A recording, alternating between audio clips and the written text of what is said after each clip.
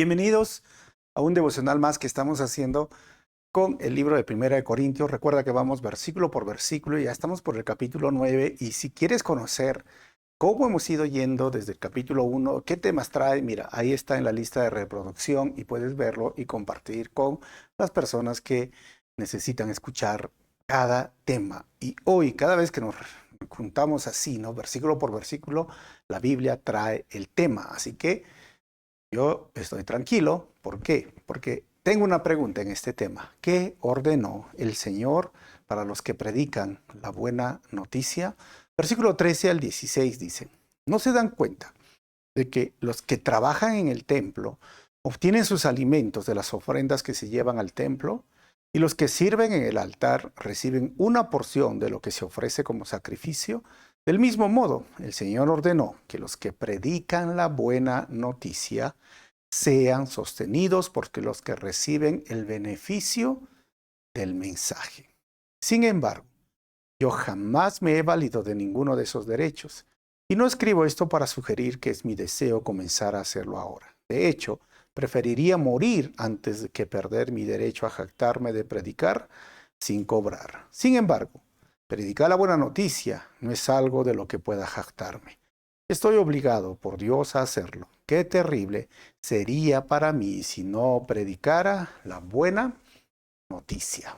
Así que este es uno de los versículos, o mejor dicho, este capítulo muy interesante que muchas personas no quieren considerarlo y sobre todo algunos lo usan como una regla o norma general. Pero ¿qué nos dice el texto? Recordemos, Pablo planta esta iglesia en su segundo viaje misionero el año 57 y desde cuando él regresaba a su iglesia donde había sido enviado, desde Éfeso, que es al frente de Corinto, escribe esta carta. ¿Por qué? Porque ya personas habían ingresado a la iglesia causando problemas, había una gran distorsión y hemos visto, hermanos, temas desde la autoridad, el liderazgo, el evangelio, la locura de la predicación, hemos visto la inmoralidad que se permitía, el exceso de los dones, qué y cómo debería vivir una persona siendo soltera, casada, o si se puede divorciar. Todo eso está dentro de los devocionales. Pero ahora está tocando uno de los temas, que es el sustento económico para los que sirven o trabajan dentro de la obra de Dios.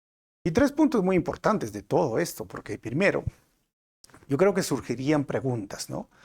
¿Está bien que los pastores vivan de los ofrendas y diezmos de la iglesia, o los pastores deberían trabajar? Y eso es lo primero que resalta acá, porque Pablo dice, tenemos derecho, pero sabes, yo no estoy ahora recibiendo este beneficio. Algunas personas se valen de estos versículos y dicen, no, los pastores deben de trabajar. Miren, yo creo que en ocasiones, y cuando miramos en la realidad y en la práctica, un pastor debería trabajar cuando la iglesia no tiene un sustento y cuando es pequeña. Pero a la medida que la iglesia va creciendo, la iglesia es una iglesia sana, una iglesia responsable, y es lo que Dios ha dicho. Y justo va con el segundo punto, porque la pregunta es, ¿qué es lo que el Señor ha dicho para los que predican el Evangelio? Es que sean sostenidos por aquellos que predican el Evangelio. Nada en la vida, hermanos, es gratis, todo tiene un costo. Enviar un misionero, o los misioneros que vinieron, a veces del occidente, sus iglesias los enviaron con costos de pasaje, con costos de vivienda y de alimentación. Quizás en Latinoamérica se han acostumbrado mucho al asistencialismo, es decir, hay una actividad, hay una conferencia, bueno, que me den, que me apoyen, que me paguen, y sí asisto. Y eso en un principio ha sido bueno, pero en la continuación ha sido un error. Entonces, debería de trabajar siempre y cuando sea pequeña o sea un plantador de iglesias. Nosotros hemos trabajado por 7, 8 años con mi esposa plantando las dos iglesias, Calvary Arequipa y Calvary Mirador.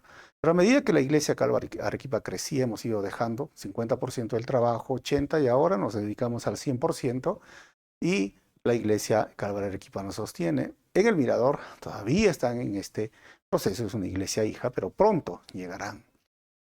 Entonces, ¿qué quiero decir? Depende de las circunstancias y depende también de la cultura o la economía donde se está plantando esta iglesia, ya sea en el campo, ya sea en la selva, etcétera, etcétera. Pero a medida que crece, se le debe de enseñar la Biblia, a través de la Biblia, estos principios para la iglesia. Ahora, lo segundo que dice Pablo es un derecho. Él renuncia a su derecho. Y está bien renunciar a su derecho, como decía, si es un plantador de iglesia, un misionero, pero una vez más, es un derecho. O sea, la iglesia, Jesús ordenó que debería la iglesia sostener a esas familias, alimento, educación, cuidado, porque muchas personas piensan, ¿no?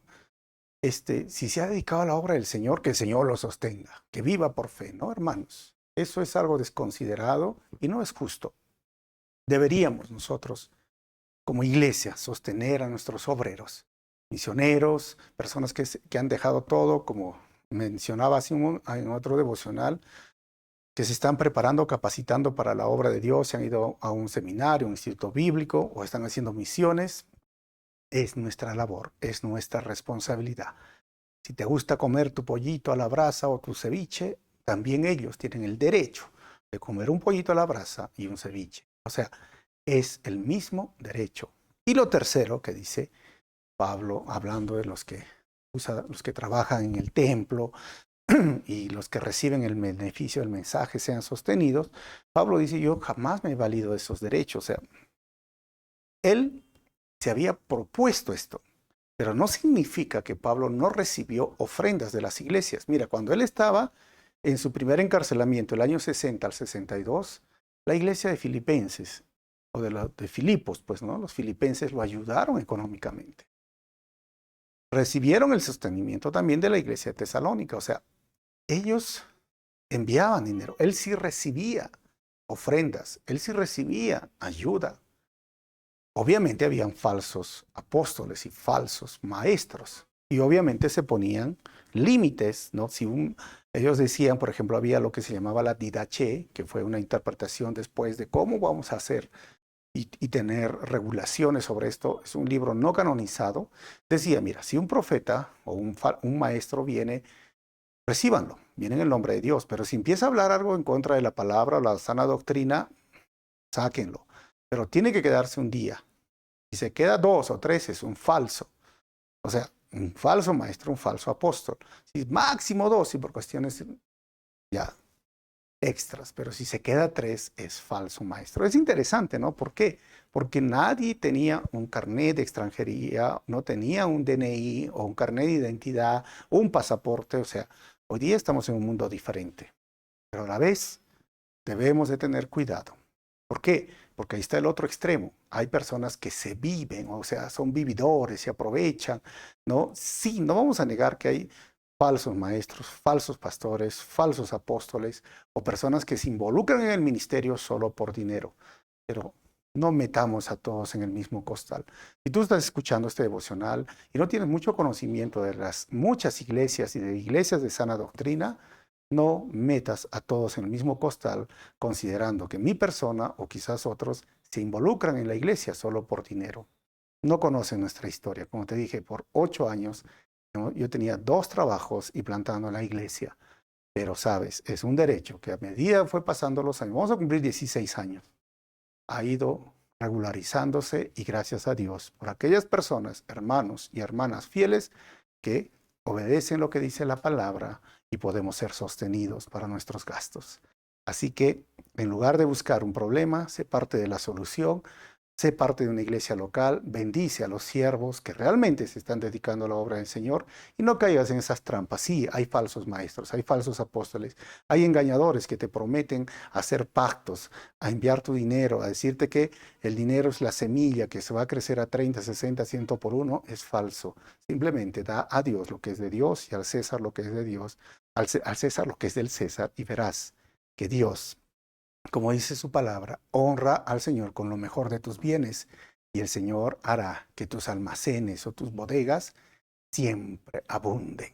Así que nos vemos en el próximo devocional.